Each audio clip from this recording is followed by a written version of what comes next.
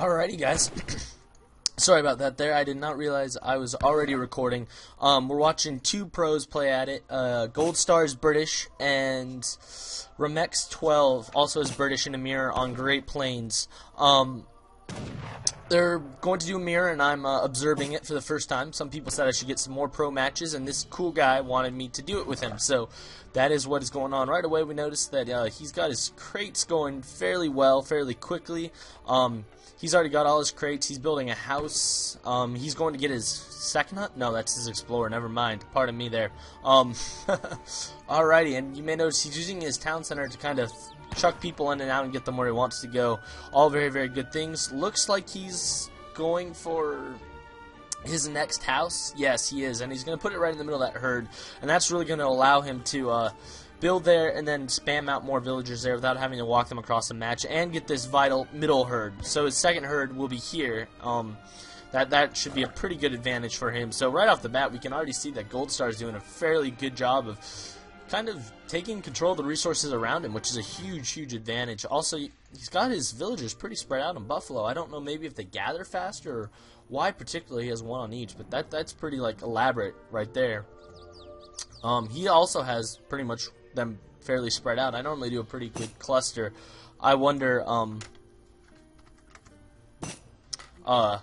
if there's like a reason for it. I'd have to go check the numbers. They're wondering if this is going to go on YouTube. It is. I'm narrating it now, even though I started to get it out late. And again, I'm sorry about that, ladies and gentlemen. I didn't realize I was already recording, and that always is not good at all. So, right, we're going to see how many villagers they age up with and the such. However, because we're watching this live, I don't know exactly. I can't see exactly what they're doing in terms of numbers, so I guess we're just going to have to play along and watch and be surprised.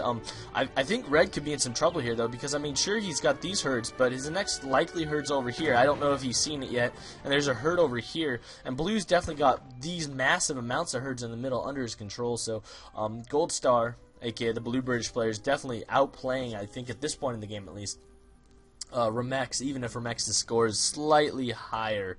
So, very, very interesting. By the way, guys, I know that this is an observer mode. I'm pretty sure there's a better way to record and watch this, so this is just kind of a trial. We're going to see how this all works out. But, okay, so we now know that for sure Red's seen this second herd, and there goes the villager to go to it right away. I'm guessing they're going to age with either 17 or 18 villagers. I'm not going to count them all, that's for sure. But at this point, if you're Remex, I mean, you got to be kind of wondering. I mean, you could be in a little bit of trouble herd-wise, although he does now have that second herd coming to him. But in terms of long-term viability, look at this absolute horde of buffalo that Gold Star's got coming to him.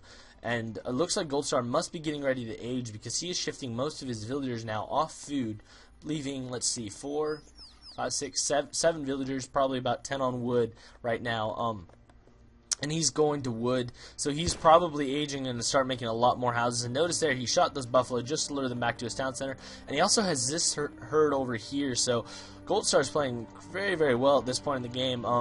Red, though, is doing the exact same thing. He's got most of his villagers on wood, and he looks like he's probably getting ready to age also, but he's building a market, which, let's see if Gold Star's doing yet. No. So maybe he's going for the wood chopping upgrade for 100, for 100 food, which would make sense to me. Also, it doesn't seem like any of them have been that big into the treasures. I mean, there's this treasure right here, an 80 wood treasure, which might be useful. I don't know if there's anything else dramatically good treasure-wise, but in terms of having the benefit of the map right now, this absurd horde of buffalo gives Gold Star a massive advantage just off the bat.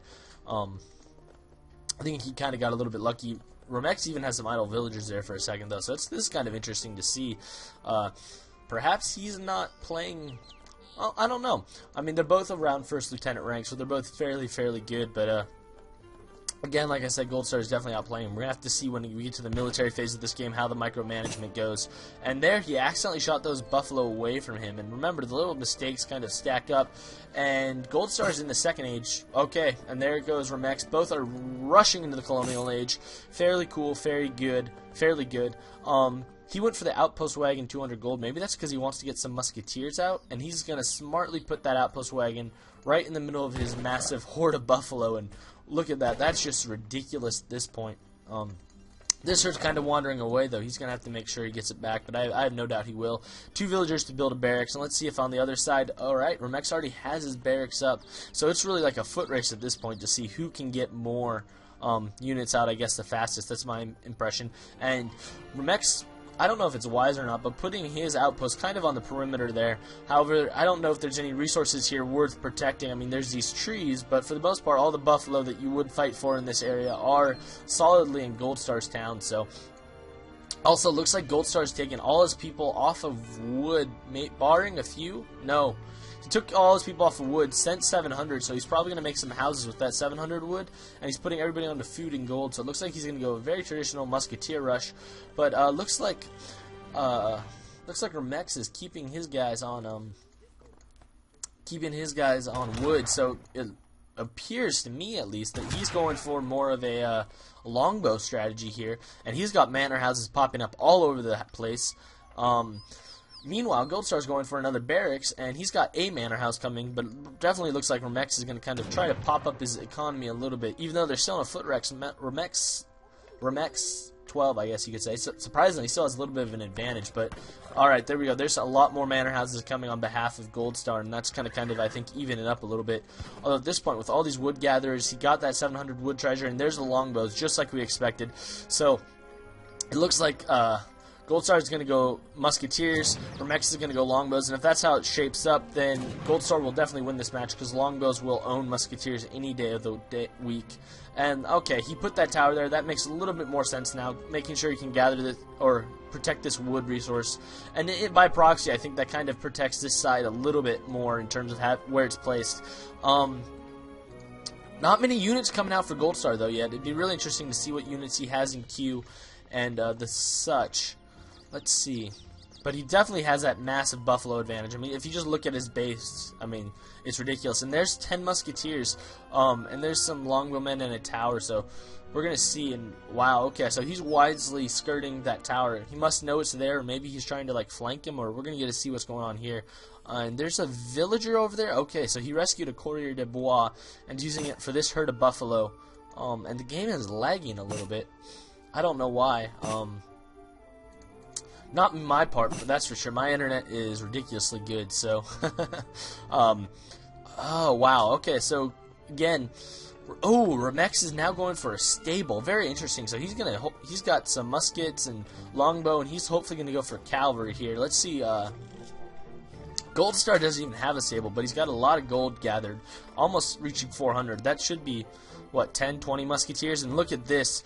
Goldstar has circled around his base very wisely. He'll probably pick off that settler. There we go. Does Remex... Okay, Remex does realize it at this point. Goldstar is likely going to lose those villagers, though, if he's not careful. Because that is a lot of longbowmen. Or, I mean, he's going to lose those musketeers. There's 2 musketeers dead, but, But 2 musketeers dead and 2 villagers dead from Remex. So, kind of a trade-off. I think Goldstar probably got a little bit of a better end there just because he didn't lose any villagers. But at this point, Remex's economy, despite not grabbing all the buffalo, is simply exploding. And looks like Remex was thinking about pressing his advantage there, but didn't. And Goldstar's going to go in from another angle. But Remex has this pretty nice longbow horde that's going to start picking him off. And there we go. If I'm Remex, or if I'm Goldstar, he's got to be getting out of there. There we go. But he's going to lose 3 or 4 more musketeers in that attack, and that might be the difference maker right there.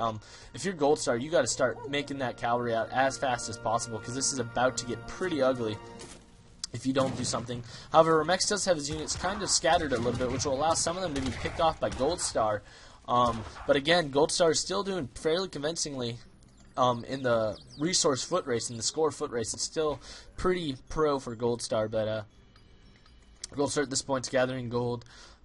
I'm sorry, Remex at this point is gathering gold. He's managed to get the second herd, and he's still got a lot of people on wood, so it makes you think, despite only having 1 barracks, not 2 like Goldstar, he's definitely going a pretty longbow-centric strategy, and that's going to go pretty well. We really got to see Goldstar get out some Hussar here. If Goldstar's going to win, he's really got to get some Hussar going. But on the bright side, Goldstar does have a fairly good amount of manor houses going, and he did build those manor houses in kind of a pattern there, so it'll allow him to see if Remex comes in, but Remex does, so Goldstar's on it pretty fast, but it still looks like Remex will lose that villager, and there come 3 Hussar from Gold Star, and so those villagers are safe, and now Remex is going to get some damage on the way back, and he's probably going to lose that Hussar, probably not wisely either. And yes, Gold Star is now going to start mixing in some longbowmen, and Remex on the other side is going to start mixing in some musketeers, so this is a very, very close match. Remex does have some longbowmen guarding the back of his base, which is pretty smart considering that Gold Star has some men over there. I mean, we obviously know that Gold Star, or that Remex doesn't know that Gold Star has a few musketeers here to kind of like keep an eye on him, but he's kind of playing smart either way, so that's a good lesson learned there. At this point, though, in terms of moving forward, it's really surprising to me to see how solidly of a score lead Remex has, considering the amount of buffalo that Remex or Gold Star's been able to get. But looks like Gold Star tried to do a little bit of a cavalry push there, and wow, he got turned away pretty quickly. And now his cavalry's all fairly damaged. He's got 3, and they're all about, what, 50% health or so? Not necessarily the greatest, but Gold Star is going to march in some musketeers there and hopefully kind of get a little bit of a push going. But in come the longbowmen to flank him, so it does not seem like Gold Star is going to win this battle in terms of just the units he has on the field. I gotta say, this does not look good for Gold Star. It looks like he's going to be in some pretty big trouble here. But we'll see, because in comes some more Hussar for Gold Star, and if those Hussar can really start killing those longbowmen, this might actually kind of go the other way. But right now, it looks really, really good for Remex. He's even got some pikemen coming in to counter the cavalry, and some of his own more Hussar coming in. And at this point, their scores are pretty much even, although it looks like Gold Star just took a pretty big drop there. So I think at this point, you can safely call Remex the winner. He's going to lose this army, and if Gold Star pushes back pretty heavily, Gold Star will be in a good amount of trouble. And Gold Star is going to wisely walk back and save whatever military he has left. I mean, he inflicted some pretty heavy losses on Gold Star, but I don't know if those are as big as, or on Remex. Gold Star inflicted some pretty heavy losses on Remex, but I don't know if they're as big as the losses he just sustained himself. He's really got to get more Hussar out there. Those longbowmen just are owning him. Gold Star is going to kind of loop around now with his Hussar that he does have, though, and I guess try to get some raiding going. But Gold Star's, or Remex is all on top of that, not falling for it in the slightest. And fortunately, it appears there's just enough musketeers mixed in with those longbowmen to really give Gold Star or Remex an advantage. However, it looks like Remex or Gold Star is going to get his cavalry pretty aggressively after Remex's longbowmen, and if he can really kill some of those longbowmen, he might really be able to kind of turn the tides here a little bit. However, Remex resigned. Okay, so I guess Remex felt in pretty good trouble.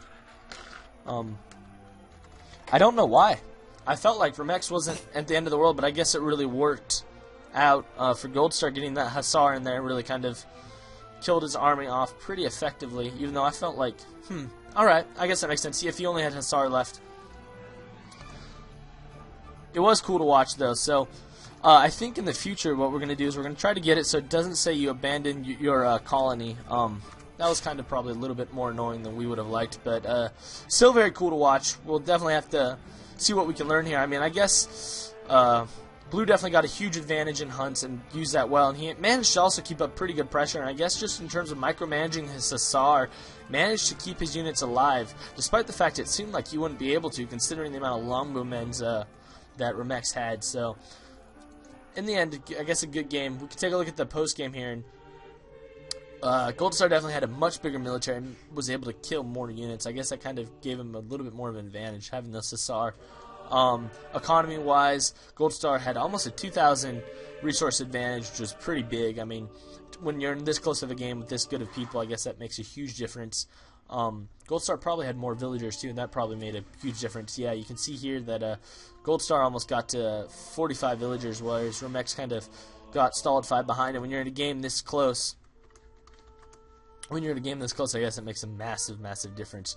Anyway, I know this is something a little bit different here, guys, today, but I wanted to try it out because this guy actually is a subscriber of mine, and he's a really, really good player, and he asked me if I wanted to do this, and I've never done it before, and I've seen other really good Age of Empires 2 commentators, such as Zero Empires, do this in various ways, so I figured it was worth trying. So, thanks for watching. Leave some feedback. We will get back to a little bit more normal kind of matches, and hopefully we'll work on some more of these observer kind of matches as well. So we'll see what's going on. Like I said, thanks for watching, and I will catch you guys next time. Happy hunting.